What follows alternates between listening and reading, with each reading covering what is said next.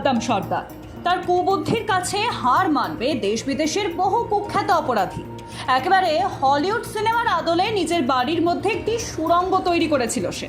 পুলিশের চোখে ধুলো দিতে সেই সুড়ঙ্গ দিয়েই পালিয়ে গা ঢাকা দেয়।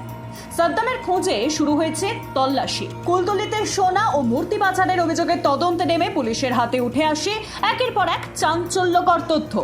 এই ঘটনায় সাদ্দাম সর্দার ও সাইরুল সর্দার নামে দুজনের নাম উঠে এসেছে।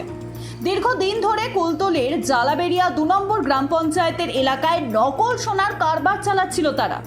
শুধু নকল সোনাই নয়, সোনার মূর্তি চুরি করে তা বিক্রিও করত। এমনকি এক ব্যক্তিকে খুনের অভিযোগও রয়েছে তার বিরুদ্ধে। দীর্ঘদিন ধরে এলাকায় রমরমিয়ে চলছিল ব্যবসা। সম্প্রতি তাদের কথা জানতে পারে পুলিশ। তখনই নকল সোনার কারবারি ও মূর্তি চোরদের বিরুদ্ধে অভিযান চালান তদন্তকারীরা। সেই সময় পুলিশকে লক্ষ্য করে গুলি চালানোর অভিযোগ ওঠে দুষ্কৃতীদের বিরুদ্ধে। তখনই পুলিশের চোখে ধুলো দিয়ে পালিয়ে যায় 2 দুষ্কৃতী। এরপর 2 মহিলাকে গ্রেফতার করে নিয়ে যাওয়া হয় কুলতলি থানায়। পুলিশের তরফে জানানো হয়েছে যে ব্যক্তির খোঁজে সেদিন অভিযান চালানো হয়েছিল সেই সাদ্দাম সর্দার।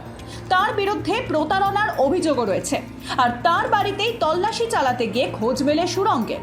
ঘরের খাট সরাতেই সুড়ঙ্গ দেখতে পান তদন্তকারীরা। তাদের ধারণা সেই সুড়ঙ্গের মাধ্যমেই পালিয়েছিল সাদ্দাম। এই সুড়ঙ্গের শেষে আছে একটি খাল, যে খাল শেষ হয়েছে মাতলা নদীতে। বিপদ বুঝলে এই পথ দিয়েই পালাতো সাদ্দাম ও সাইরুল। কিন্তু কিভাবে চলতো তাদের ব্যবসা? সুড়ঙ্গটাই বা কোন কাজে লাগতো? পুলিশ সূত্রে খবর, বিভিন্ন মূর্তিতে সোনার কোটিং দিয়ে সেটাকেই সোনা বলে চড়া দামে বিক্রি করা হতো। ক্রেতাদের টোপ দিয়ে পয়তারহাট গ্রামে নিজেদের ডেরায় ডেকে এনে মারধর করে টাকা লুট করত সাদ্দাম ও তার দলবল। অর্থাৎ ভুয়ো সোনার মূর্তির টোপ দিয়ে নিজেদের ডেরায় ডেকে গুপ্ত আক্রমণ চালাতো। তারপর সর্বস্ব লুট করে সুড়ঙ্গ পথেই পালাতো তারা।